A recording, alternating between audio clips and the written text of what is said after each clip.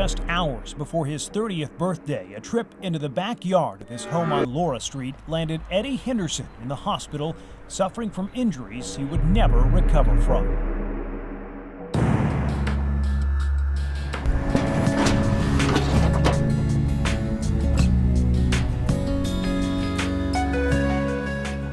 Around 4 a.m. on June 28, 2007, Henderson told police he asked 3 men walking through the backyard if they would sell him some marijuana.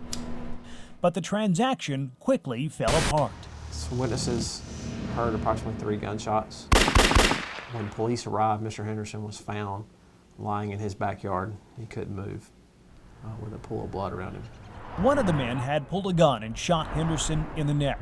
A bullet lodged in his shoulder blade after severing his spinal cord, rendering him quadriplegic.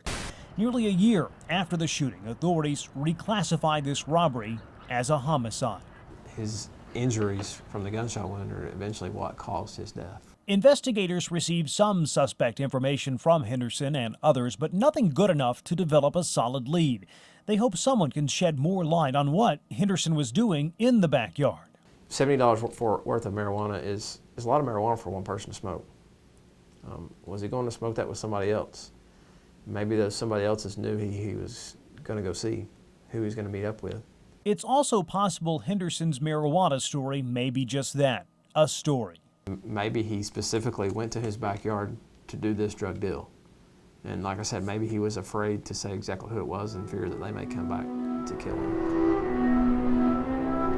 Authorities say something as small as a nickname would give them the opportunity to turn up the heat on this cold case. But he deserves something other than what he has gotten, and that's absolutely nothing at this point.